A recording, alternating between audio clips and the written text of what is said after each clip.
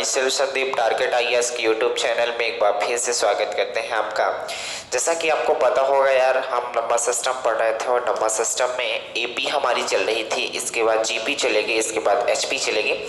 तो अभी एपी चल रही थी। एपी जीपी एचपी को इतने आराम से और इतने प्यार से हम पढ़ा रहे हैं ताकि आपको कोई कष्ट ना हो। एक दिन केवल हमने आपको टर्म निकालना सिखाया है, दूसरे दिन का योग निकालना सिखाया है, तीसरे दिन मैं आपको एपी ही चलाऊंगा और आज से एपी खत्म हो जाएगी।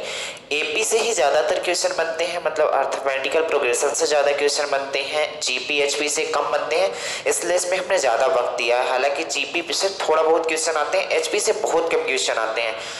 तो जीपी की एक क्लास लगेगी, एचपी की एक क्लास लगेगी, वो खत्म हो जाएंगे। एपी में हमने 3 दिन इसलिए लिया है क्योंकि यार इससे क्वेश्चन आते हैं। क्या होता है, कुछ बच्चे होते हैं जो कि पहली बार इन्हें देखते हैं। जब इन्हें पहली बार देखोगे तो किसी भी चीज़ को जब पहली बार देखोगे थोड़ा सा कष्ट होता है, जब कष्ट होने नहीं देंगे। इसीलिए मैं ये सोच रहा हूँ कि बहुत आराम से जो टॉपिक थोड़ा सा पहली बार पढ़ रहे हो या कि जो टॉपिक आपके लिए कठिन है उन्हें बहुत आराम से हम चलाएंगे, ठीक है। तो चलो, एपी का हमने 2 फार्मूले बताए थे यार। क्या क्या फार्मूला बताया था एक बार रिकैप कर लेते हैं। एक फार्मूला बताया था एल इक्वल होता है A plus N minus 1 into D, और एक हमने बताया था एस एन इक्वल होता है n by two a plus N minus 1 into d. इसमें हमने सब चीज़ बताई थी कि एल क्या है, ए क्या है, एन क्या है, डी क्या है। हमने बताया था जो डी है वो कॉमन डिफरेंस है, एन जो है तो टोटल नंबर ऑफ टर्म है, एल जो है तो लास्ट नंबर है, जबकि एन और क्या बच रहा है, ए जो है तो फर्स्ट नंबर था। ये सारी बातें हम पीछे कर चुके थे, तो अब इसके बारे में हम ज़्यादा बात ना करेंगे, आगे बढ़ेंगे और क्वेश्चन से स्टार्ट करेंगे, ठीक है। क्वेश्चन से हम बातों को स्टार्ट करेंगे। समांतर श्रेणी एक क्वेश्चन है, अच्छा क्वेश्चन है। समांतर श्रेणी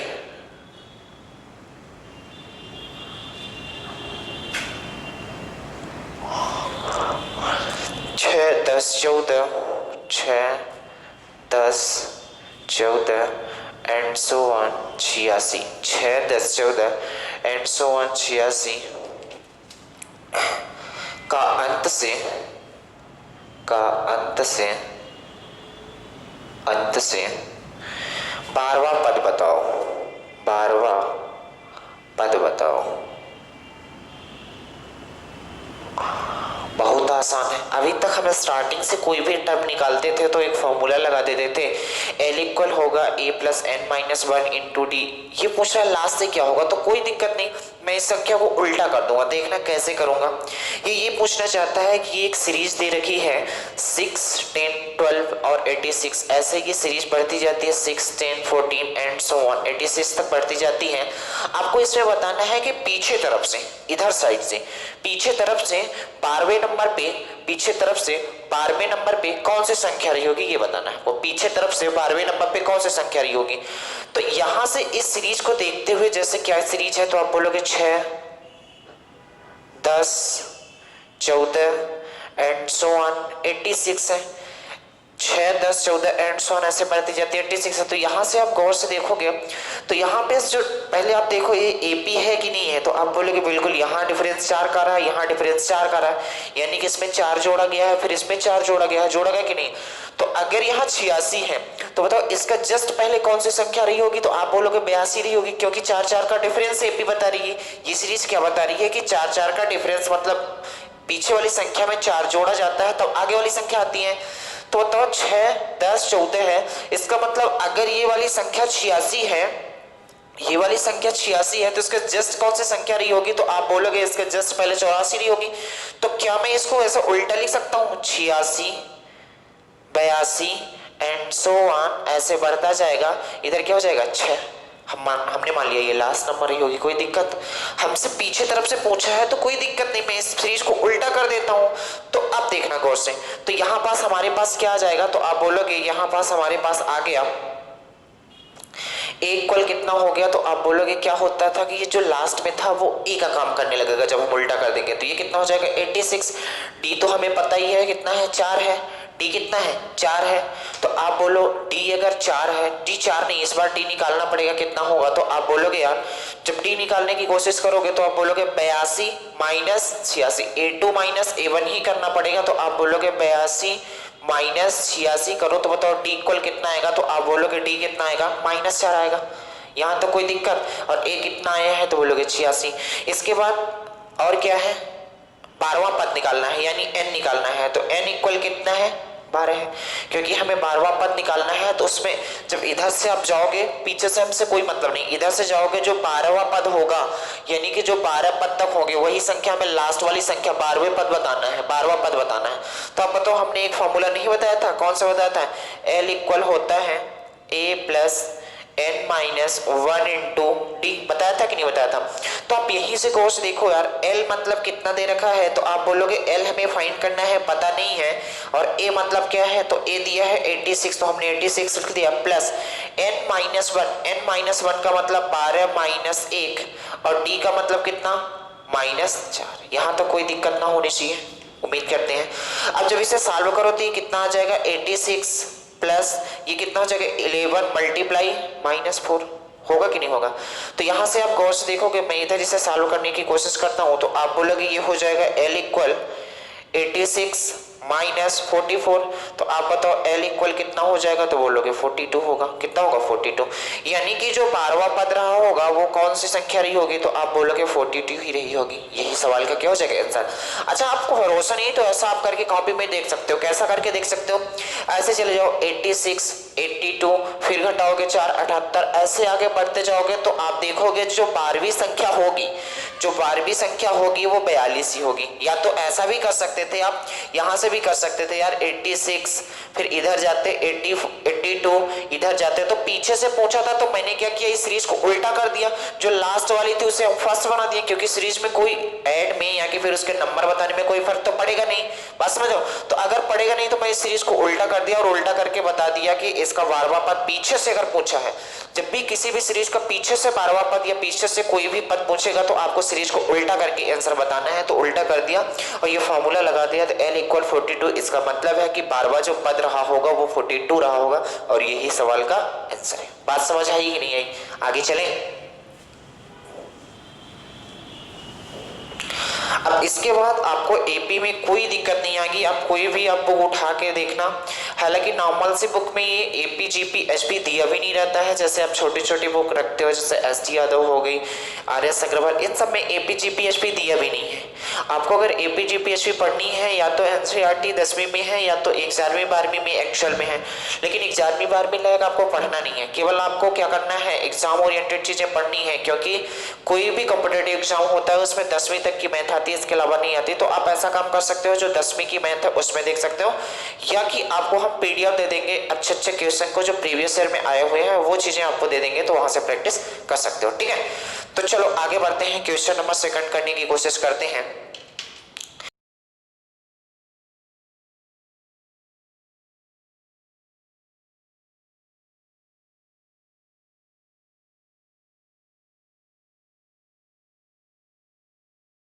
से पूर्णतः विभाजित हो, तो चलो बहुत ही आसान है यार, पहले तो इस क्वेश्चन को समझना पड़ेगा, ये क्वेश्चन आया हुआ क्वेश्चन है, इसलिए मैंने इसको मतलब इस सवाल को मैंने देखा है किस एलपी में आया हुआ क्वेश्चन था। हालांकि जब हम प्रीवियस ईयर की जो सीरीज चल रही है उसमें जब आप देखोगे तो ये क्वेश्चन रिपीट होगा, ठीक है, उसमें डेट सहित बताया जाएगी और शिफ्ट सहित बताया जाएगा। उम्मीद करते हैं जो ये सीरीज चल रही है मतलब प्रीवियस ईयर वाली आपको पसंद आएगी, नहीं पसंद आएगी तब भी पढ़ना है, क्योंकि अगर सिलेक्शन लेना है तो कुछ चीज जो नापसंद होती है उसे भी पसंद करना पड़ता है, बात समझ रहे हो, तो उसे आपको लेना ही लेना है। मैं आपको पीडीएफ भी सेंड कर रहा हूँ, तो आपको बुक खरीदने की भी जरूरत नहीं है, तो पीडीएफ से आप आनंददायक पढ़ सकते हो, कोई दिक्कत कहीं भी आती है आप हर समय कमेंट कर सकते हो, और टेलीग्राम चैनल पर उसकी फोटो भेजो, आपको बेशक उसका आंसर दिया जाएगा। चलें आगे बढ़े। अब ये बोल रहा है यार कि 2 और 100 के बीच उन सब विषम संख्याओं का योगफल ज्ञात करो जो 3 से पूर्णतः विभाजित हो।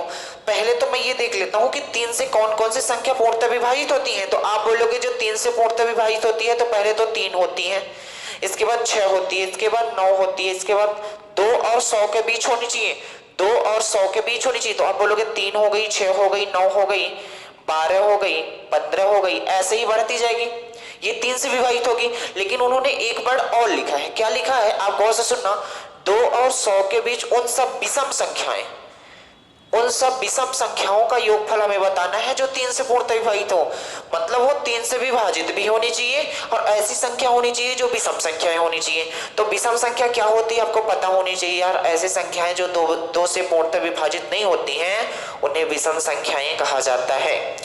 तो ऐसी संख्याएं हमें बतानी है जो 3 से विभाजित भी हो और क्या हो, विषम भी हो। तो पहले देखो कौन कौन सी संख्या आएंगी, तो बोलोगे ये 3 है, विषम भी है और कट भी रही है 3 से, ये 9 है, ये 15 है, जबकि ये जो 6 है और ये जो 12 है ये 3 से कटती तो हैं, लेकिन दिक्कत ये है ये सम संख्या है। क्वेश्चन ने बोला है उनका योगफल बताना है जो कि विषम संख्याएं होगी।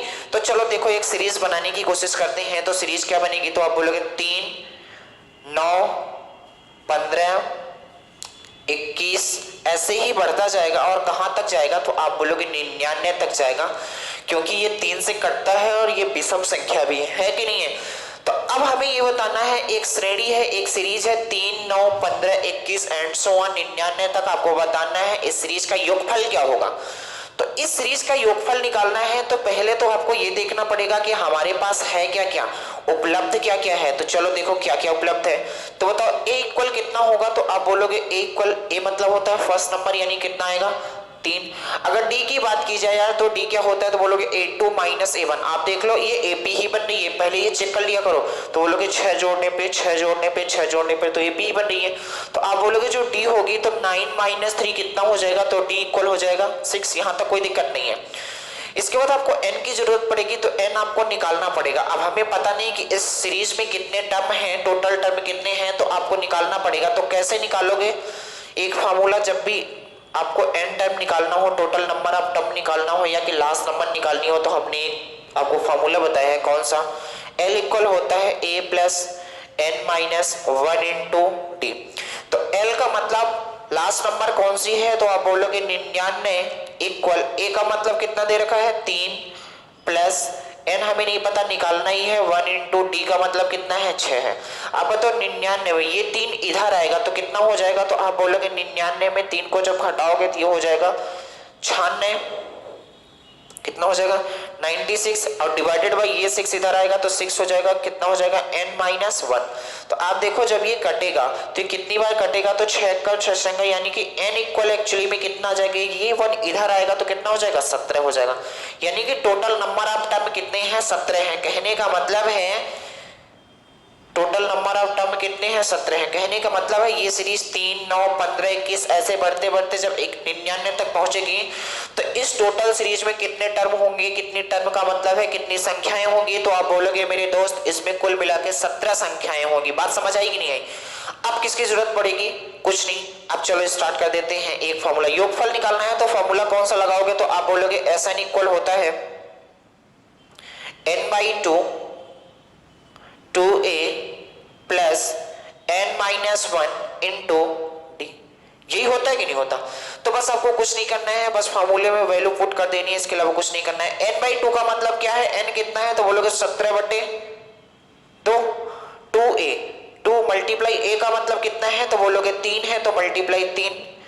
n कितना है, तो बोलोगे 17, यहां प्लस का साइन लगा हुआ है, एक second, plus 17 minus 1 into D का मतलब कितना है 6। कोई दिक्कत यहां तक नहीं होनी चाहिए। जब इसे आप सॉल्व करने की कोशिश करोगे तो ये हो जाएगा 17/2, ये कितना हो जाएगा 6 प्लस 17 में 1 घटाओगे 16 और 16 में 6 का मल्टीप्लाई करोगे कितना आ जाएगा 96। यहां तक कोई दिक्कत ना होनी चाहिए, उम्मीद करते हैं। अब आगे बढ़ते हैं, ठीक है। अब जब SN इक्वल यहाँ कितना हो जाएगा, तो आप बोलोगे यहाँ हो जाएगा 17/2 मल्टीप्लाई, इसे जब जोड़ोगे तो कितना हो जाएगा 6 6 12 और 9 1 10 100 तो हो जाएगा। कोई दिक्कत यहाँ तक, आप देख लो इसको जब जोड़ोगे तो कितना हो जाएगा। अब इसे काटते हैं, जब काटेंगे तो बोलो कितना आ जाएगा 2 5 6 10 और 2 1 कम 2, यानी कि SN इक्वल कितना हो जाएगा, तो आप बोलोगे 17 मल्टीप्लाई 51, तो बोलोगे कितना हो जाएगा 17 1 कम 17 और 17 50 85 1 86 867।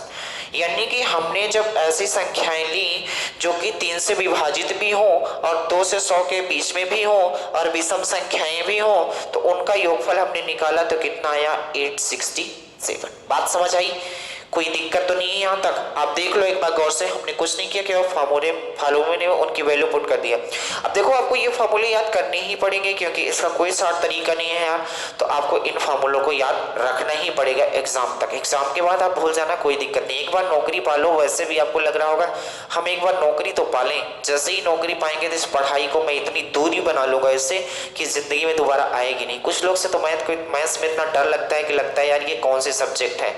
डरावनी नहीं है, बस थोड़ा सा क्या है आपको प्रैक्टिस करने की जरूरत है। जैसे इन चीज़ों को अगर क्लास में जब बताया जाता है तो बच्चे की संख्या अगर बहुत ज़्यादा होती है तो धीरे धीरे कम हो जाती है। क्यों? क्योंकि यार मैं बताऊँ ये फार्मूले उन्हें नहीं याद हो पाता। जब फार्मूले ही नहीं याद हो पाता तो वो क्या करते हैं, छोड़ देते हैं, बोलते हैं कि यार समझ में नहीं आया तो मतलब क्या। यार समझो तो पहले, जब तक ये चीज़ें नहीं करोगे तो केवल आप उस वहां तक जा पाओगे कि केवल दरवाजे तक जाओगे और दरवाजे के अंदर नहीं जा पाओगे। कहने का मतलब है कि आप मेरिट के दरवाजे तक पहुंचोगे लेकिन मेरिट को क्रॉस नहीं कर पाओगे तो कोई मतलब नहीं मिलेगा। जब तक मेरिट के दरवाजे से आगे नहीं बढ़ोगे तब तक कोई मतलब नहीं मिलेगा। अगर मेरिट के दरवाजे में आना है तो ये चीजें आपको पढ़नी पड़ेगी। बात समझ आई? चलें आगे।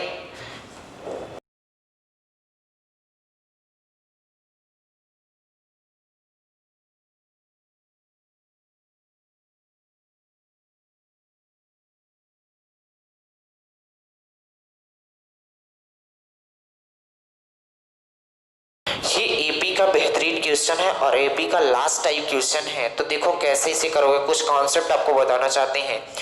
ये बोल रहा है किसी समांतर श्रेणी का 5वां पद 1 है जबकि 31वां पद -77 है, तो श्रेणी का 11वां पद आपको बताना है क्या रहा होगा। पहले एक बात गौर से सुनना, जैसे मैं अगर यहाँ पास लिखने की कोशिश करूँ क्या 2 4 6 8 10 12, ये एक एपी है। आप बोलोगे हाँ एपी है। अब जब ये वाली क्या होती है तो मैंने बोला था इसको किससे डिनोट करते हैं, तो आप बोलोगे ए से डिनोट करते हैं। लेकिन इनके बीच का जो ये डिफरेंस आता है, ये जो बीच का डिफरेंस आता है इसको हम किससे डिनोट करते हैं, तो आप बोलोगे डी से डिनोट करते हैं। बताओ इसमें डी कितना है, तो आप बोलोगे डी इक्वल कितना है 2 है, यानी कॉमन डिफरेंस कितना है 2 है। तो जब अगली संख्या को आप मान लो एक अलजेब्रा के लैंग्वेज में लिखने की कोशिश करोगे तो आप क्या लिखोगे, अगली संख्या ए प्लस डी। क्या इस 4 को ए प्लस डी के फॉर्म में लिख सकते हो? बिल्कुल, क्योंकि ए का मतलब होता है 2 और डी का मतलब कितना है 2, तो 2 + 2 कितना हो जाएगा 4, होगा कि नहीं होगा। तो हमने इसी फॉर्म में लिख दिया। किस फॉर्म में? तो पहला टर्म को जब भी हम लिखेंगे ए, दूसरे टर्म को जब भी लिखेंगे ए प्लस डी। अगर तीसरे टर्म की बात की जाती है तो आप बोलो तीसरे टर्म को किस फॉर्म में लिख सकते हैं, आप बोलोगे ए तो लिखेंगे ही लिखेंगे प्लस। अब आप बताओ इसको किस तरीके से लिख सकते हैं, तो आप बोलोगे 1 2, तीसरा टर्म है तो आप बोलोगे यहां पास क्या कर देते हैं 3 - 1 × d। आप देख लो गौर से, क्योंकि हम क्या किए हैं, जैसे 6 था तो आप बोलोगे इसे कैसा लिख सकते हैं a प्लस, ठीक है 2d। 2d का मतलब d का मतलब कितना रखोगे 2 रखोगे, तो 2 दूनी 4 और 2 ये हो जाएगा। तो इसका फॉर्म क्या होता है एक्चुअली में, ऐसा होता है, होगा a plus n a plus 3 - 1 × d। इसका मतलब है जब तीसरा पद निकालोगे, जब तीसरा टर्म निकालने की कोशिश करोगे तो क्या हो जाएगा, यहां पास 3 - 1 × d होगा। 6 को ऐसे, क्योंकि आप देख सकते हो 2 + 3 - 1, d का मतलब कितना है 2 है, तो आप यहां से बोलोगे कितना हो जाएगा 2 प्लस ये कितना हो जाएगा 2 × 2, ये कितना हो जाएगा टोटल मिला के 6। तो हम कुछ चीजें बताना चाहते हैं वो आपको समझनी पड़ेगी, तो ऐसा लिख सकते हो। तो क्या मैं यहां से इसको डायरेक्ट ऐसा लिख सकता हूँ a प्लस 3 - 1 का मतलब क्या होता है 2d। तो क्या मैं तीसरे पद को ऐसा लिख सकता हूँ a प्लस 2d, लिख सकता हूँ कि नहीं लिख सकता हूँ। इसी तरीके से जब आगे बढ़ते जाओगे तो यहाँ पास हमने कौन सा फॉर्म निकाला a प्लस 2d। इसी तरीके से जब चौथा पद निकालने की कोशिश करोगे तो यहाँ पास लिखोगे a प्लस 3d। आप देख लो ये a प्लस 3d के फॉर्म में है, जबकि जो 10 है a प्लस 4d के फॉर्म में है। ऐसे ही बढ़ते जाओगे, मान लो nवां पद आपको निकालना है तो बोलोगे a प्लस n - 1 × d। ये फॉर्मूला हमने आपको लास्ट टर्म निकालने का बताया था, जो प्रूफ नहीं बताया था। अब समझ गए होंगे ये क्यों आता है, कैसे आता है। अब बात को समझना, जैसे यहाँ पास तीसरे पद की बात की गई थी कि तीसरा पद क्या होगा, तो आप बोलोगे जब तीसरे पद की बात की गई थी तो a प्लस 2d था, यानी कि d के साथ 1 का कम मल्टीप्लाई मल्टीप्लाई किया गया है। जब चौथे पद की बात की गई थी तो आप बोलोगे a प्लस 3d था, जबकि बात किसी कर रहे हैं चौथे पद की। जब पांचवें पद की बात आप करोगे तो a प्लस 4d, यानी कि मैं अगर डायरेक्ट कहूं कि आप बताओ सातवां पद क्या होगा, आप बोलो सातवां पद क्या होगा, तो आप बोलोगे जो सातवां पद होगा a प्लस 6d होगा। आपसे पूछा जाए आप बताओ नौवां पद क्या होगा, तो आप बोलोगे जो नौवां पद होगा वो कितना हो जाएगा, a प्लस 8d। ए क्या हो जाता है, कम होके डी से क्या हो जाता है, मल्टीप्लाई हो जाता है। बात समझ आई कि नहीं आई? तो अब क्वेश्चन जो बोल रहा है ये बात समझ गए। जैसे सातवां पद पूछा जाएगा तो आप बोलोगे a प्लस 60, एक कम करके डी से मल्टीप्लाई। जैसे नौवां पद बोला जा रहा है तो a प्लस 8d, मतलब एक कम करके डी से मल्टीप्लाई कर देना है। तो अब देखो क्वेश्चन की दुनिया में आते हैं, इसे सोल्यूशन करने की कोशिश करते हैं। तो कैसे करोगे, गौर से सुनना। अब बोला है किसी समांतर श्रेणी का जो पांचवा पद है एक है। यहां बोला गया है कि जो पांचवा पद है वो कितना है, एक है। तो बताओ किसी भी एपी का, यानी किसी भी समांतर श्रेणी का जो पांचवा पद होता है, होता क्या है, तो आप बोलोगे जो पांचवा पद होगा वो क्या होगा, अभी हमने बताया एक कम करके 4d इक्वल कितना दे रखा है, पांचवें पद को ये लिख सकता हूं कि नहीं लिख सकता हूं, बिल्कुल लिख सकता हूं। और आगे आओ, इसके बाद बोला गया है और 31वां पद, और क्या बोला गया है, 31वां पद। 31वां पद कितना दिया है, तो आप बोलोगे जो 31वां पद है वो -77 है। तो क्या मैं 31वें पद को ऐसा नहीं लिख सकता, a प्लस 13d इक्वल कितना, -77, क्योंकि 31वें पद को ऐसा तो लिख सकता हूं a प्लस 30d इक्वल -77। कोई दिक्कत है? अब गौर से देखना, आपसे पूछा क्या है, तो आप बोलोगे जो हमसे पूछा है क्वेश्चन ये पूछा है कि बताओ 11वां पद क्या होगा, 11वां पद क्या होगा। 11वां पद का मतलब ये है कि a प्लस 10d बताओ क्या होगा, यही पूछा है। तो हमें सबसे पहले a निकालना पड़ेगा, हमें सबसे पहले a निकालना पड़ेगा और d निकालना पड़ेगा। अगर a d हमें पता हो जाएगा तो इस वाले इक्वेशन में अगर मैं रख दूंगा तो क्या 11वां पद नहीं निकल जाएगा, बिल्कुल निकल जाएगा। तो सबसे पहले हमारे पास दो कंडीशंस दे रखी हैं, एक तो 31वां पद दे रखा है, एक तो 5वां पद दे रखा है। इन दोनों को जब हम सॉल्व करेंगे तो यहाँ से ad मिल जाएगा और ad की वैल्यू उठा के इसमें पुट कर देंगे तो वो सवाल का आंसर हो जाएगा, यानी 11वां पद हो जाएगा। चलो सॉल्व करने की कोशिश करते हैं। आप बताओ ये पहला इक्वेशन, ये दूसरा इक्वेशन आपने विलोपन विधि कभी बचपन में पढ़ी होगी, तो यहाँ क्या लिख दो, a प्लस 13d इक्वल कितना, -77। मैं इसे क्या कर देता हूँ, माइनस कर देता हूँ। जब माइनस करूंगा तो यहाँ माइनस हो जाएगा, यहाँ जब माइनस करेंगे तो क्या है, जहां प्लस लिखा है वहां माइनस हो जाएगा, जहां माइनस लिखा है वहां प्लस हो जाएगा। तो यहाँ प्लस था तो माइनस हो गया। बताओ यहाँ माइनस है तो यहाँ क्या हो जाएगा, प्लस हो जाएगा।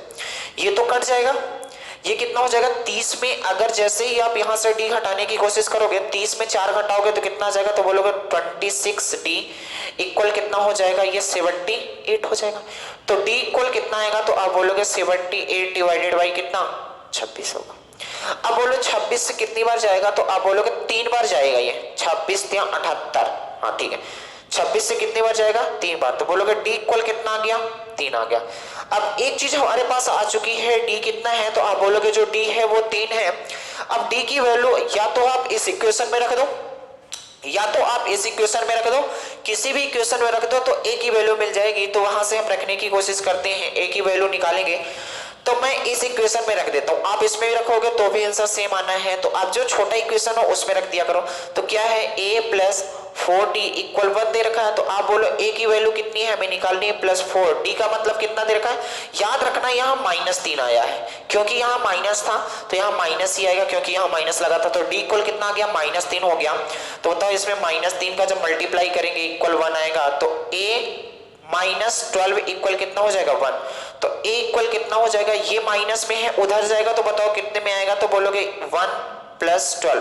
तो a इक्वल कितना हो जाएगा, 13 हो जाएगा। होगा कि नहीं होगा, क्योंकि d यहाँ पास जो आया था माइनस में आया था, d इक्वल -3 हो गया। तो बताओ a इक्वल कितना हो जाएगा, तो आप बोलोगे 4 × -3 इक्वल 1 था, तो a -12 इक्वल 1 था, तो a इक्वल कितना हो जाएगा, 30। ये प्रोसेस आपको करनी ही पड़ेगी। अगर कैलकुलेशन आप मन में कर लेते हो तो अच्छी बात है, नहीं कर पाते हो तो इतना आपको लिखना ही पड़ेगा। और आगे बढ़े तो आप बोलोगे अब हमारे पास a भी मिल गया और d भी मिल गया, चलो रख देते हैं। तो बोलो a जब रखने की कोशिश करोगे तो कितना आएगा, a कितना था, तो आप बोलोगे 13 + 10। d की वैल्यू कितनी है, तो आप बोलोगे d की वैल्यू -3 है, तो मल्टीप्लाई -3 इक्वल पता नहीं, तो करते हैं। ये कितना हो जाएगा 13, ये कितना हो जाएगा -30 इक्वल कितना हो जाएगा, तो आप बोलोगे जब 30 में 10 घटाएंगे तो 20 आएगा, 3 और घटा दें तो कितना हो जाएगा, 17 हो जाएगा। और 17 इस सवाल का क्या हो जाएगा, आंसर हो जाएगा। यानी कहने का मतलब इस सीरीज का जो 11वां पद रहा होगा वो क्या रहा होगा, तो आप बोलोगे इस सीरीज का 11वां पद क्या रहा होगा, 17 रहा होगा। बात समझ आ गई कि नहीं आ गई, कोई दिक्कत? 17 नहीं -17 होगा, एक बार और देख लेना, यहाँ माइनस प्लस की गलती हो रही थी। क्यों -17 होगा, तो आप बोलोगे यार बड़ी जो संख्या है जैसे 30 है, इसका चिन्ह है, इसलिए यहाँ क्या हो जाएगा, -17 हो जाएगा। बात उम्मीद करते हैं आप समझ गए होंगे क्या क्या हम कहना चाहते हैं। एक बार और देख लो क्या हम समझाना चाहते थे, क्यों बहुत छोटा है ये वाली कैलकुलेशन, आप सबको मन में करनी है यार।